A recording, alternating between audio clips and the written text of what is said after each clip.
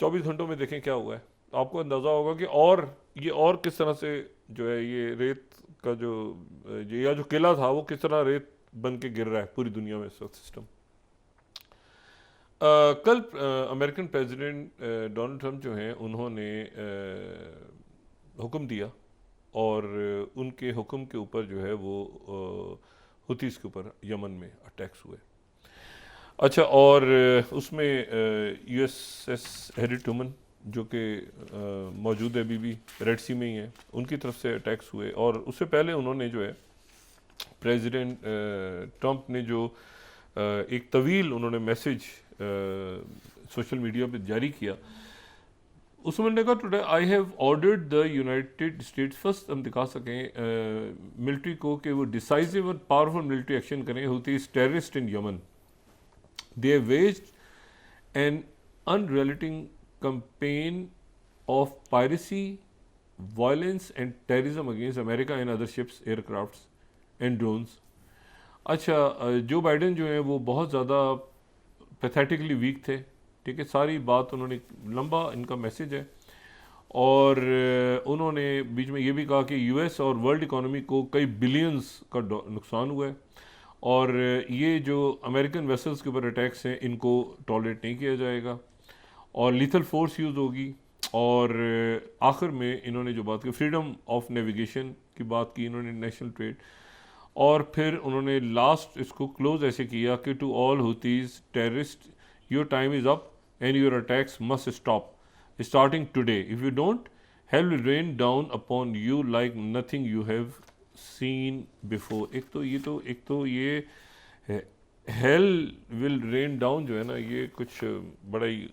ज़्यादा इस्तेमाल कर रहे हैं प्रेसिडेंट ट्रम्प, लेकिन बहरहाल उन्होंने जो है वो वहाँ पे मुख्तलिफ जगहों को निशाना बनाया। अच्छा, और उन्होंने अमेरिकन फोर्सेस ने, और उसमें 31 जो हैं वो हुतीज़ मुख्तलिफ जगहों पे अटैक हुए, उनके मुख्तलिफ शहरों पे, सना में हुआ, सदा के इलाके में हुआ, मुख्तलिफ जगहों पे अटैक्स हुए। और उसके नतीजे में जो है अगर हम इस मैप को देख सकें तो इसमें ये सना पे हुआ है, सदा, अच्छा सदा जो है ना ये वो इलाका है, अगर बिल्कुल हम इसमें सदा के सूबे को देखें, अगर हम काफ़ी दफ़ा यमन को डिस्कस कर चुके हैं, तो मैं सिर्फ ये बताना चाह रहा हूँ कि एक तो सना पे तो हुआ ही है, लेकिन सदा में हुआ है। सदा का वो इलाका है जहाँ पे ज़्यादातर जो है वो मुलाकात करते हैं जो उनके रहनुमा हैं, हुतीज़ के रहनुमा जहाँ पे ज़्यादा मुलाकात करते हैं, वो ताइज़ में भी करते हैं। ताइज़ की तो खैर बंदरगाह और ये इसके लिए काफ़ी लड़ाइयाँ होती रही हैं। तो ये मुख्तलिफ जगहों पे 31 लोग जो हैं उनकी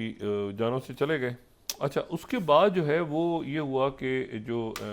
उनके सेक्रेटरी डिफेंस हैं उन्होंने भी एक मैसेज जारी किया और उस मैसेज में उन्होंने ईरान को भी लिंक किया साथ कि ईरान ऑन नोटिस है, ठीक है ना, ईरान को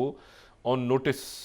ईरान को हम कह रहे हैं क्योंकि इस इन तमाम टैक्स का जो बेनिफिशियरी है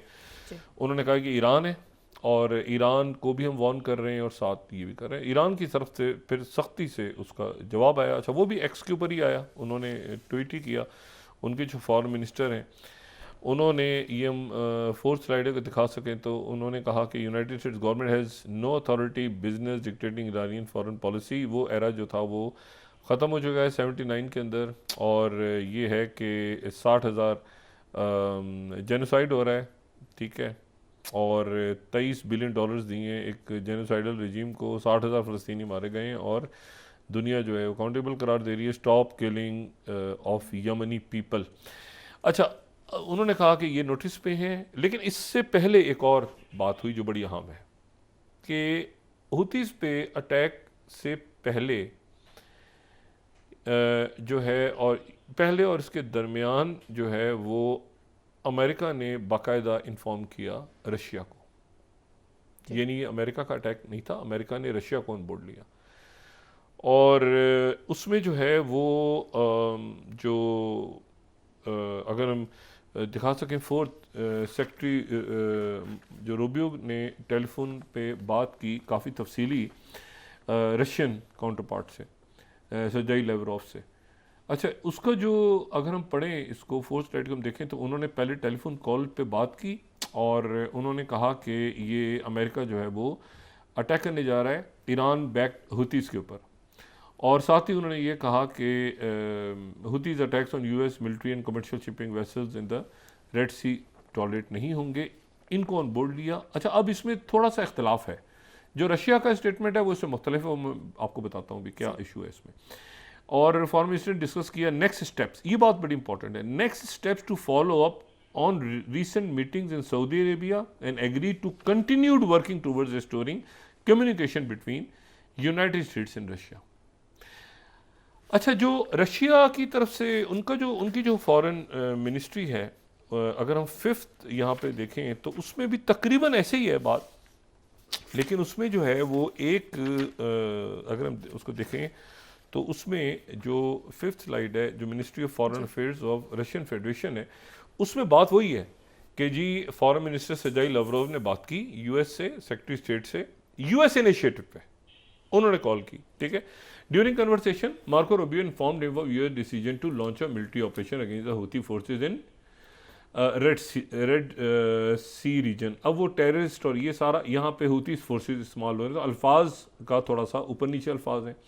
अच्छा, लेवरोव ने जो रिस्पॉन्स दिया arguments by the American representative, उन्होंने स्ट्रेस किया कि all parties to immediately cease the use of force,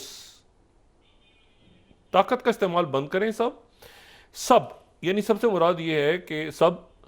और पॉलिटिकल डायलॉग में अपने आप को एंगेज करें, ऐसा सॉल्यूशन जो कि मजीद ब्लड शेड को रोके। अच्छा, अब ये दोनों के अल्फाज में फ़र्क है, ठीक है ना। एक तरफ ये कहा जा रहा है कि वो, इन्होंने कहा है कि हमने कहा है बंद करो, officials also state specific aspects of implementing, फिर वही बात कि यूक्रेन के ऊपर हमने आगे बढ़ना है, जो 18 फरवरी की मीटिंग में डिसाइड हो गया था।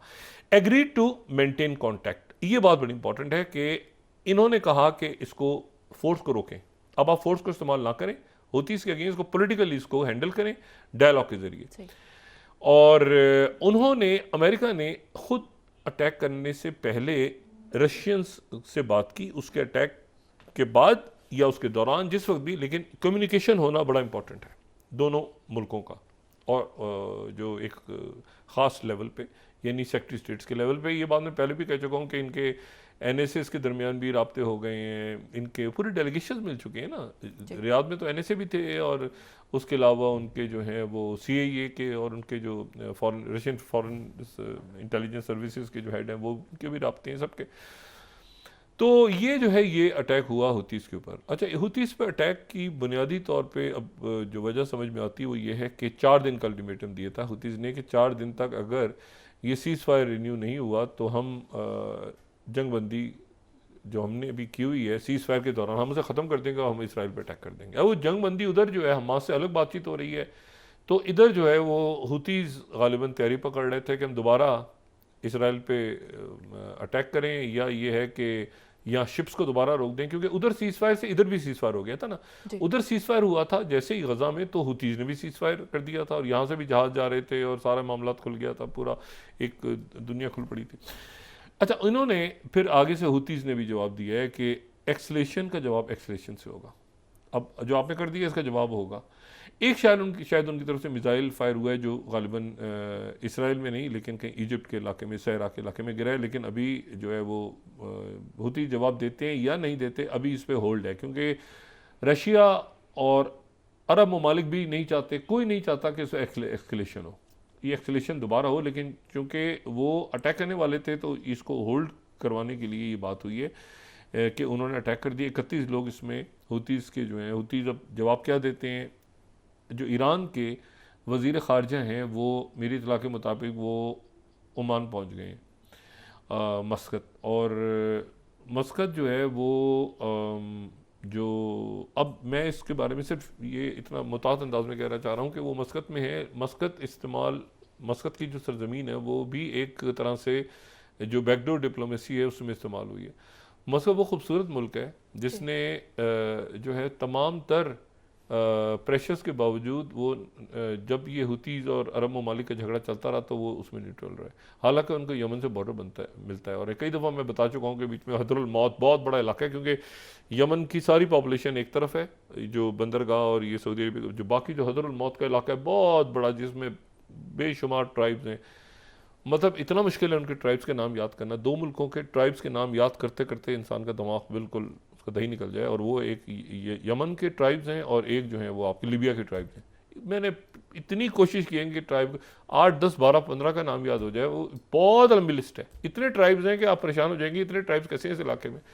बहुत बहुत कबीले, कबीलों के कबीलों के कबीलों के कबीले, वो सदियों साल से, हजारों साल से यहाँ पे।